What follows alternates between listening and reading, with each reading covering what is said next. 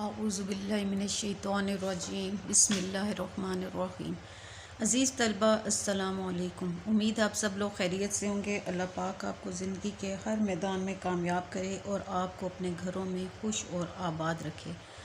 आज हम नस्ल नंबर 5 आदमी नामा की तशरीह करेंगे, जिसके शायर नज़ीर अकबर आबादी हैं। ये जमात दहम की जो नई नेशनल बुक फाउंडेशन वालों का जो नया एडिशन है, उसमें ये नस्ल नंबर 5 है, आदमी नामा। सबसे पहले जब हम नज़्म करते हैं तो नज़्म जो होती है वो एक ही टॉपिक पे होती है, एक ही मौजू पे होती है और पूरी नज़्म का एक मरकज़ी ख्याल होता है। तो आप कोई भी जब नज़्म की किसी भी नज़्म की तशरीह करने लगें तो पहले उसका मरकज़ी ख्याल लाजमी देख लिया करें, ताकि आपको नज़्म है उसको समझने में आसानी हो। तो इस नज़्म का भी हम पहले मरकज़ी ख्याल देखते हैं। आदमी नामा जो है नज़ीर अकबर आबादी की मशहूर नज़मों में से एक है। इस नज़्म में नज़ीर ने आदमी के मुख्तलिफ़ रूप पेश किए हैं। वो इस नज़्म में इंसान के मुख्तलिफ़ किरदारों, तबक़ात, हालात और रवैयों को नहायत सादा मगर पुर असर अंदाज में पेश करते हैं। वो कहते हैं कि दुनिया में जितने भी अजीम, हकीर, अमीर, फ़कीर, नेक या बद किरदार मौजूद हैं, सब की बुनियादी शनाख्त एक ही है कि वो आदमी हैं। अब हम इसका बंद नंबर 1 देखते हैं। ये जो है नज़्म जो है ये मुखम्मस तरकीब बंद है। मुखम्मस जो होता है ऐसी नज़्म जिसका हर बंद 5 मिसरों पर मुश्तमिल होता है। तो इसका बंद नंबर 1 देखते हैं और इसके पहले मुश्किल अल्फाज के मानी देखेंगे और उसके बाद हम इसकी तशरीह देखेंगे। दुनिया में पादशाह है सो है वो भी आदमी, और मुफलिसो गदा है सो है वो भी आदमी। ज़रदार बेनवा है सो है वो भी आदमी, नेमत जो खा रहा है सो है वो भी आदमी, टुकड़े चबा रहा है सो है वो भी आदमी। ये मुफलिसो गदा है, ये मुरक्कब अतफ़ी है। वाव और ये हरूफ अतफ़ हैं। आपको इस तरह की ग्रामर का इसमें आपको जो है MCQs में ये चीज़ें आ सकती हैं। इसी तरह ज़रदार और बेनवा ये सनत तज़ाद हैं। ज़रदार कौन होता है? दौलतमंद। और बेनवा कौन होता है? बेकस, बेबस। चलें पहले इसके मुश्किल अल्फाज के मानी देखते हैं और उसके बाद इसकी तशरीह। पादशाह यानी बादशाह, मुफलिस गरीब, सो अगरचे, गदा फ़कीर या भिखारी, ज़रदार दौलतमंद, बेनवा बेकस, बेबस, टुकड़े चबाना, सूखी रोटी खाना। अब ये नज़ीर अकबर आबादी का पहले हम तारुफ़ देखेंगे, उसके बाद नज़्म आदमी नामा का। तो ये जो पहले 2 पैराग्राफ हैं ये आपने लाजमी करने हैं और ये आपने हर बंद की तशरीह से पहले ये जो 2 बंद हैं ये आपने लिखने हैं। नज़ीर अकबर आबादी का शायरी में जो उनका तारुफ़ है और आदमी नामा का जो है ये इसका समझें कि मरकज़ी ख्याल कह लें या इसका जो खुलासा कह लें, तो ये आपने हर बंद से पहले लाजमी लिखना है। नज़ीर अकबर आबादी उर्दू के एक मुनफरिद और नामवर अवामी शायर थे। उन्होंने उर्दू शायरी को ख़ास की दुनिया से निकाल कर आवाम के करीब पहुँचाया। उन्हें अवामी शायर इसलिए कहा जाता है क्योंकि उनकी शायरी में आम लोगों की ज़िंदगी, उनके दुख सुख, रस्म व रवाज और त्यौहारों की झलक मिलती है। वो आम इंसानों के जज्बात, एहसासात को मौजू बनाते हैं। ये नज़्म आदमी नामा जो है ये भी उनकी अवामी शायरी है। नज़्म आदमी नामा में नज़ीर ने आदमी के दुख, दर्द व गम, तकलीफ़ों और दीगर परेशानियों को बड़े ही खूबसूरत अंदाज में पेश किया है। इस नज़्म के ज़रिए उन्होंने ये बताने की कोशिश की है कि एक आम आदमी की ज़िंदगी में उसको अपनी आम ज़िंदगी में किन किन परेशानियों से दो चार होना पड़ता है। तो ये जो 2 पहले पैराग्राफ हैं ये आपने हर बंद की तशरीह से पहले लिख देने। बाकी जो है वो चूँकि 5 मिसरों का बंद है तो आपके लिए तशरीह आसान है, उसकी इतनी ज़्यादा डिटेल नहीं होती है। तो वो आप ये पहले 2 पैराग्राफ लिखेंगे और आगे से आप उसको थोड़ा सा जो है एक्सप्लेन कर देंगे, तो आपका जो तशरीह है वो आपकी सही तरह लंबी हो जाएगी। अब ये जो बंद है तशरीह तलब बंद, इसमें शायर ने इंसान की मुसावात को वाज़ेह किया। मुसावात होता है बराबरी। बादशाह हो या फ़कीर, दोनों इंसान हैं। बादशाह की शान व शौकत उसे बाकी इंसानों से बरतर नहीं बनाती और फ़कीर की गुर्बत उसे कमतर नहीं बनाती। फितरत और इंसानियत के लिहाज से दोनों एक ही दर्जे पर हैं। दौलतमंद हो या मोहताज, दोनों का वजूद एक जैसा है। दोनों आदमी ही हैं। दोनों के अंदर वही इंसानियत है। जो शख्स तरह तरह की नेमतें खा रहा है और जो शख्स सिर्फ रोटी के टुकड़े चबा रहा है यानी रूखी सूखी खा रहा है, दोनों की फितरत, असल और हैसियत एक जैसी है, वो आदमी ही हैं। اس بند میں شاعر نے معاشرتی توافت کو بے معنی قرار دیا ہے اور انسانوں کو برابری کا درس دیا ہے۔ شاعر کا پیغام بہت واضح ہے کہ انسان کی اصل عظمت اس کے کردار، عمل اور انسانیت میں ہے، نہ کہ اس کی دولت، منصب یا ظاہری حیثیت میں۔ انسان کو انسان سمجھو، اس کے ظاہری حال سے نہیں بلکہ اس کی انسانیت سے پہچانو۔ یہ اس بند میں جو ہے نذیر اکبر آبادی نے پیغام دیا ہے۔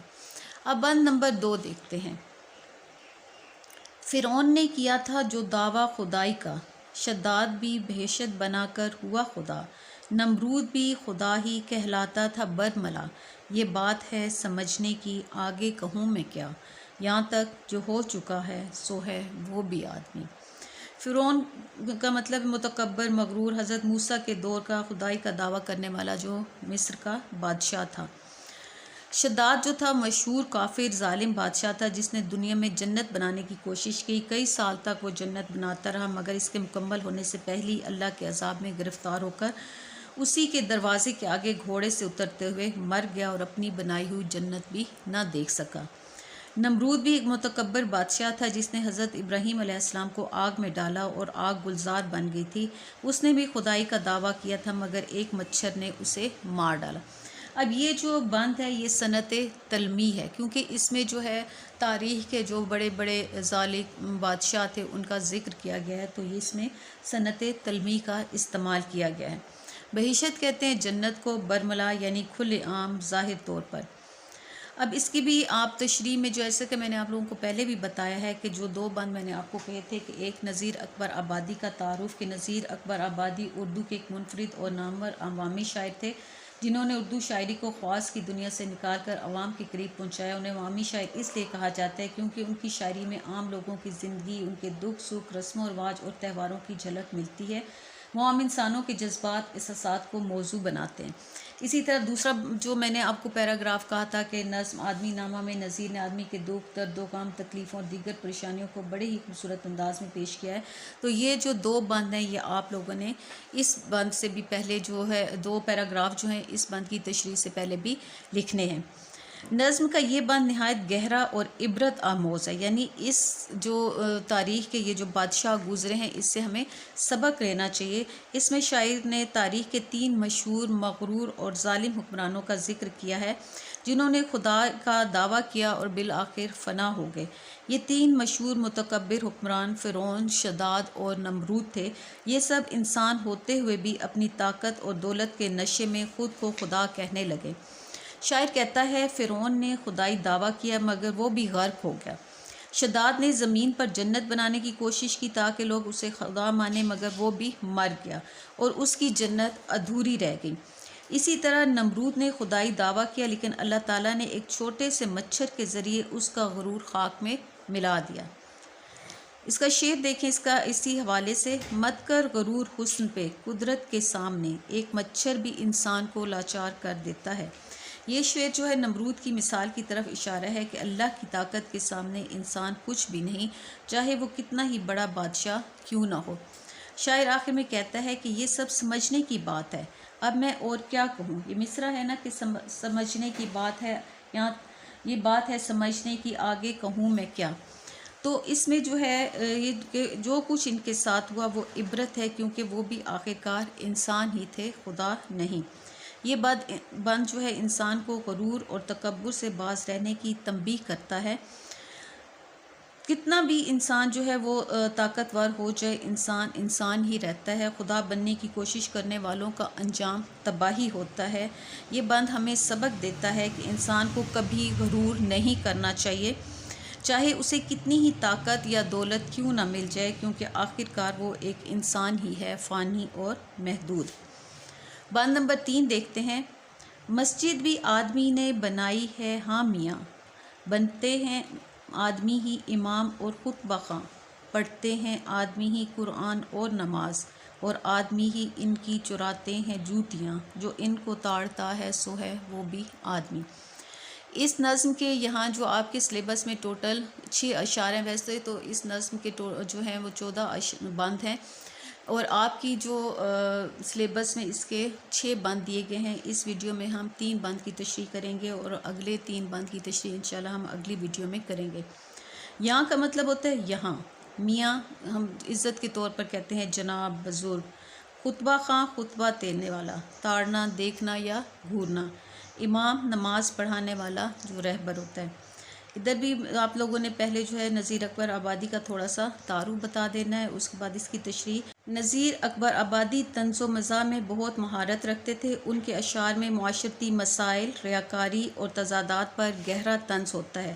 اس بند میں وہ انسانی معاشرے کے تضادات اور انسان کی فطرت پر طنز کر رہے ہیں اور انسان کی زندگی کے نیک اور بد دونوں پہلوؤں کا ذکر کر رہے ہیں کہ مسجد جو ایک مقدس عبادت گاہ ہے، اسے بھی انسان یعنی آدمی ہی نے بنایا ہے، اور اس میں امام جو ہوتا ہے نماز کی امامت کرنے والا اور خطبہ دینے والا بھی وہ بھی انسان ہی ہوتا ہے جو دوسروں کو نیکی کا راستہ بتاتے ہیں۔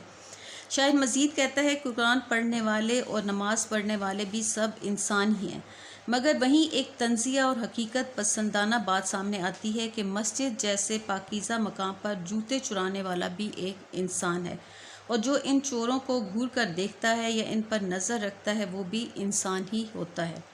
یہ بند انسانی فطرت اور معاشرتی تضادات پر طنز ہے۔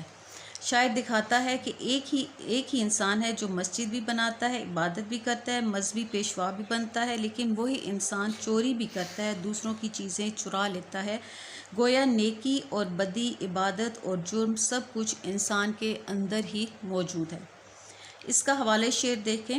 مسجد تو بنا دی شب بھر میں ایمان کی حرارت والوں نے، دل اپنا پرانا پاپی ہے برسوں میں نمازی بن نہ سکا۔ تو یہ تھے نذیر اکبر آبادی کی نظم کے پہلے 3 بند کی تشریح۔ امید ہے آپ لوگوں کو سمجھ آ گئی ہوگی۔ اگر کسی بچے کو کچھ سمجھ نہ آئے تو کمنٹ سیکشن میں مجھ سے پوچھ سکتا ہے۔ اگر آپ میرے چینل پر نئے ہیں تو میرے چینل کو لائک کریں، سبسکرائب کریں اور اپنے دوستوں میں شیئر بھی کریں۔